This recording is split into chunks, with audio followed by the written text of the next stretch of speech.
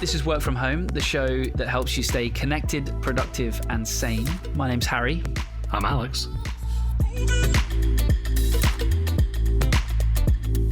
Today we're talking about communication and collaboration tools, and this is a topic we've covered a couple of times in the show before. But what we wanted to do today was really go through the exact tools that we're using in our company and why we've chosen those tools, what's good about them, what's maybe not so good about them, and some of the alternatives that might be available. So we'll start with looking at kind of some of the communications tools, some of the project management tools that we use, all the way through to something that actually helps me get through email, which is something I spend a lot of time on. It's helped me cut the time I spend on email at least in half. It's awesome. So stick around for that. I guess the first place to start, Alex, is Slack, which is our main kind of communication channel. I think this is pretty ubiquitous at this point, but we've been using that for a long time to kind of communicate rather than email, right? Yeah, it's everyone I work with. We all use Slack, and compared to email, it seems like a much more wieldy tool for the sort of day-to-day communication you do with people.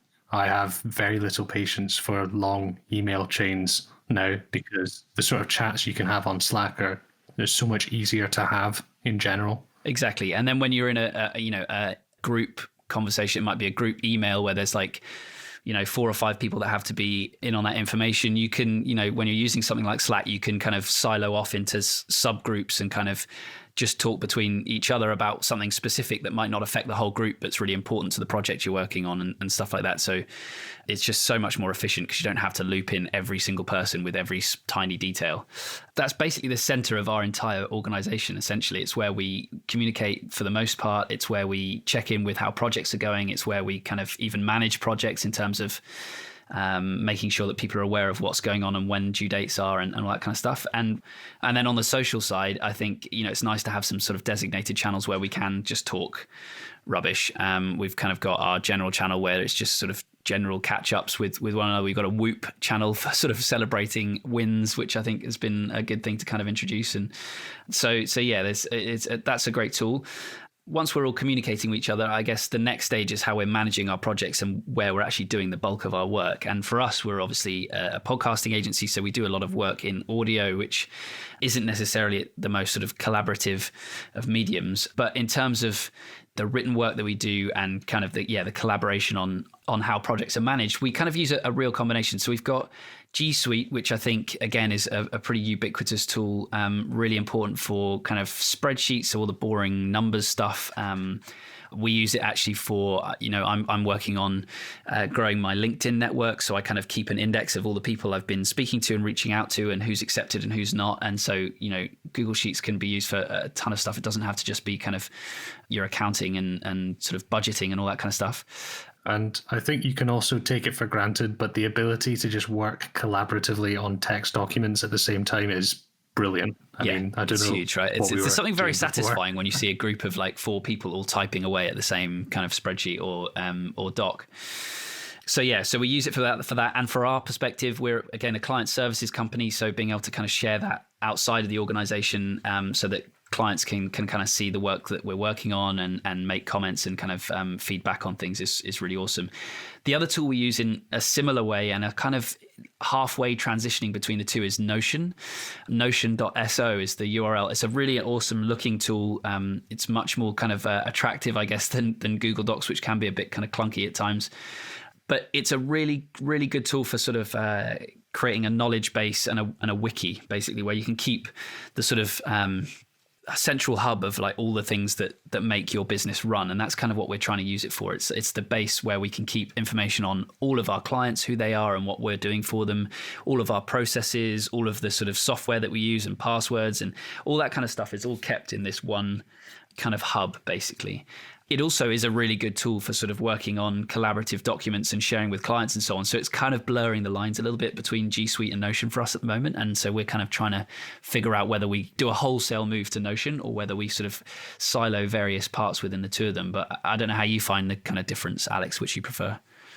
I really like Notion. And I think its strength is the fact that it can be really difficult to just corral large numbers of documents, especially in something like G Suite where you end up with a list or folders like you would on a PC, and it's still not a very intuitive way to, like you said, like navigate a knowledge base. Yes, yeah. Whereas if we're working on projects, the way that you can put them in boards or tables or lists, it feels a lot more intuitive to use. Absolutely, yeah. So Notion's got a really interesting and clever structure, and so you can sort of link between documents really easily. And exactly as you're saying, instead of lots of folders like you would get on your desktop on your computer, you can actually have sort of documents and sub-documents within that kind of structure, which probably doesn't make much sense. It's probably quite hard to describe, but basically what it means is everything is interlinked in a much more kind of practical and easy to navigate way.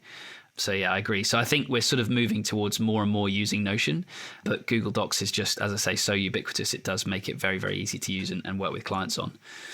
So that's those sides of things. And then when we look at kind of project management specifically in terms of kind of what work needs to be done today, by whom and by what deadline, we use Trello as our main tool, which I guess was kind of traditionally created for sort of creative and development teams. So it kind of has a layout called a Kanban view for anyone not familiar. It's sort of just basically you have various columns, and each column kind of represents the stage that project is at. So you sort of move it through that system as you go. And so for us, that means, we have like an audio editing column and an article writing column and a publication column. So we can say, okay, once this piece is done, we can move it to the next column and the next person knows to sort of go and start working on it.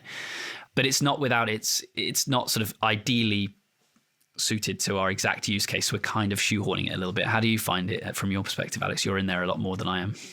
No, I agree. I think Trello is really useful, and I do like the way it's set out, but it comes down to a thing of flexibility. Insofar as, like you mentioned, you have a series of columns, and those work brilliantly if you complete every single task in the same order. Right. Whereas if something's different, or if a part is done before another part, suddenly it's jumping about these columns rather than moving from left to right, as it were.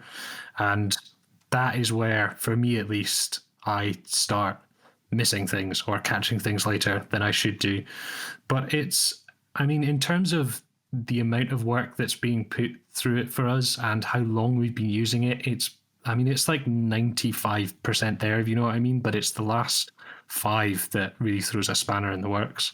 Exactly. Yeah. So I think, and my wife's team, for example, they use a tool called Asana, which is another great platform. Basecamp is another. There's so many project management tools, and they all have their own slight kind of personality and kind of best use cases.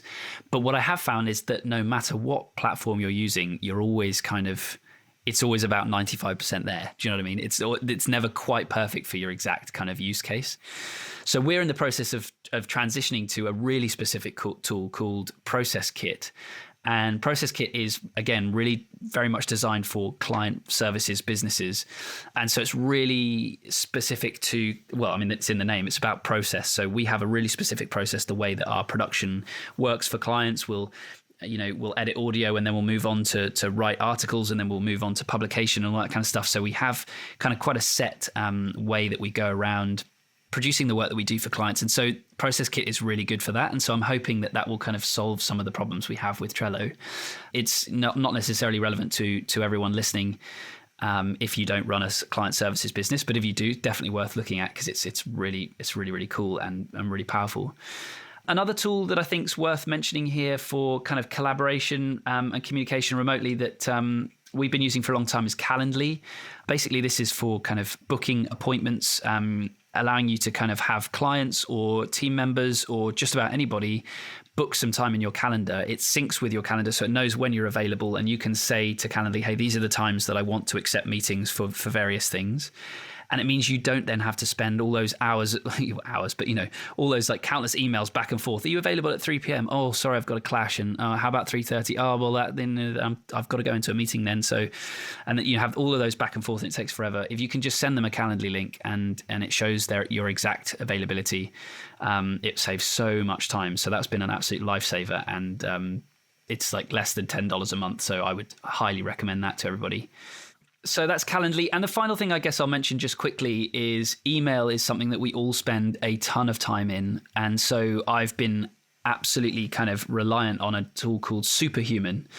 which you do actually need to get an invitation to use. So you need someone that has a Superhuman account to invite you. So it's very, it's very cool. But, I have some invitations left. So if anyone is very keen, by all means ask. It's not cheap though. So it costs $30 a month, which might seem like a lot to spend on email, which is effectively free. The reason it's worth it for me is that I get a lot of email, and it's the team behind Superhuman have a really kind of strong opinion about how one should manage email. And the tool is based around that system of just getting things done, basically. So there's a lot of keyboard shortcuts. There's a lot of ways in which you can manage your email incredibly quickly. And so I guess that's why they call it Superhuman. It means you can get through your inbox of, 50 emails in half an hour or whatever by just sort of really cleverly kind of managing what's important and what's not, and putting everything into buckets. So yeah, I won't go into too much detail for it because it's definitely not a tool for everybody. But for me, kind of as someone that spends hours in email a day, having a tool that really helps you get through that quicker, and Superhuman has definitely been that, has been really, really powerful. Cool. So that's the suite of tools we use to run our business. We would love to know what you're using in your organization. Maybe you have a passionate hate for Notion and want to fight us in the street as to why we shouldn't use it. We'd love to hear. Your opinions are always kind of appreciated. You can find more information about the podcast at wfhpodcast.com.